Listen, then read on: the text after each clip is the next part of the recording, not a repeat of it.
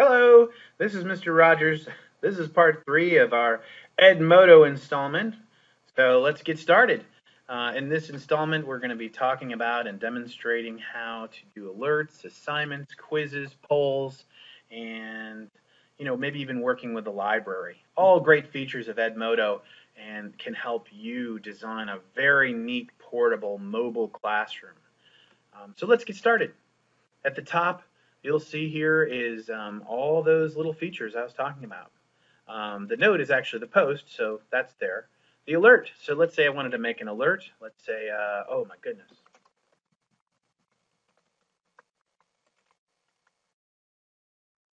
The school is closed tomorrow. All right.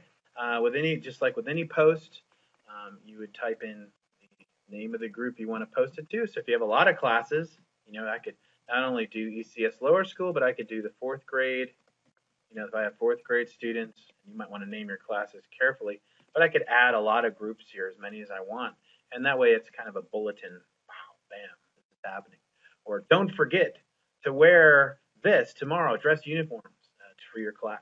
So those types of announcements, those kinds of alerts, they'll pop up when the student gets home and they get on Edmodo. And if they're tied into an email with Edmodo, that also gives them alert in their email. So press send, and then that pops up down below. And there it is. There's my alert.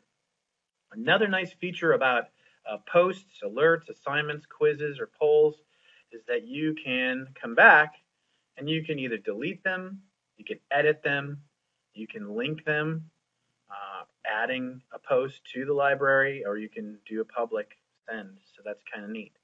So I'm going to delete this post, this announcement, this alert. All right, and then I'm going to move on.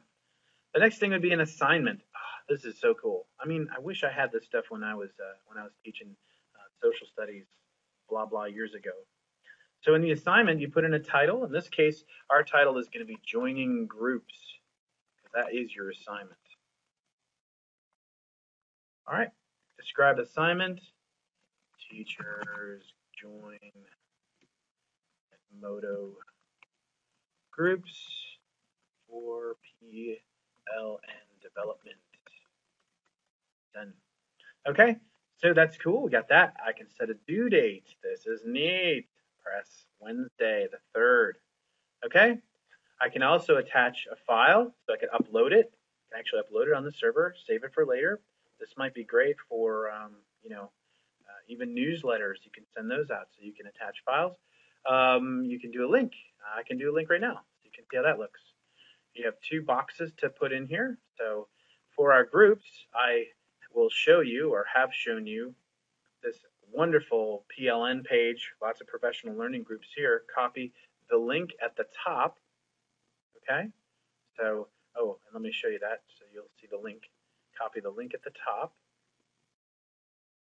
That can be Command A to get all that. Control C, Command C to copy. All right, and then you can just take that right back to your Edmodo site here, and we were at this point, and then I just click here to paste. So I click the paste there. Oh, I got a little note. Isn't that nice? And now we'll give it a label. Certainly label it something. This way they're not getting that huge nasty address. So this would be, what are we calling this? Assignment. It would be, join groups.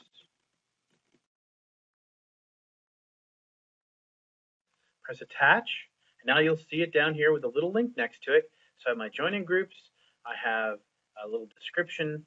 I have a due date, and I have what they're looking at to get more information. Press send. Oh, I forgot, and it reminded me. Well, that was nice. I have to send it out. So now let's do that. Click on ECS, and I'll send it to you guys. Press send, and it should pop up someday. Now here's what I really love about the assignment thing, because it's all data driven, so it's really neat. You got joining groups is my assignment. Notice there's a due date, but it also has turned in. So I'll know immediately whether or not you or your students have turned in your assignment, so you can get some credit for that. If I click on this button, it will actually show me all of the students who have turned it in, and actually a preview of the assignment. So Very, very robust, very, very helpful for a teacher to assign something digitally. And here is the link that we put on there.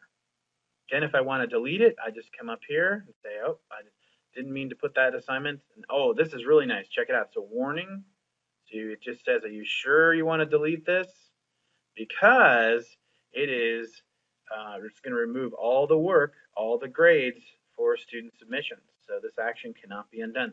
So it's giving you a little warning. Once you've tied yourself into this data assignment that's building into all these other students and groups, then you delete it, then you're also deleting anything they could have submitted to get a grade. But I did delete it because there's nothing there. Let's do a quiz.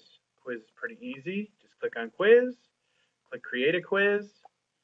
You can also load a previously created quiz, and that will be there. Give it a title. Say, tomorrow I'm going to have a quiz for you guys. Joining groups. That'll be a quiz, maybe, I don't know. You can add different types of questions. There's about 4 main types: multiple choice, true, false, short answer, fill in the blank. For these 2 top ones, Edmodo will grade it for you because they're objective. For these 2 bottom ones, they're subjective, so you will have to do that particular grading, but it's easy to grade online. Then you just add your first question, and then you continue that process.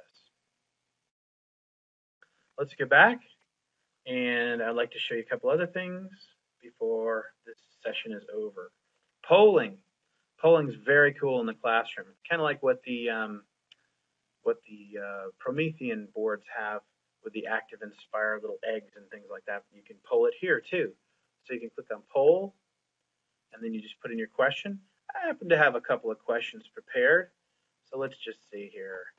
So I'm going to copy that question. Again, Command C.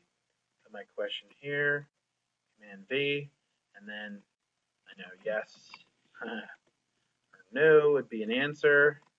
I can add more answers if I want to, and maybe I'll add maybe. All right, and then I have to put in my group, and I do that. If it loads it, there we go, boom, and then I press send.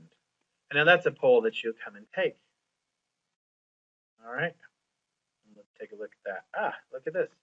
And look at this. This is so cool. Again, data-driven, so it's very neat.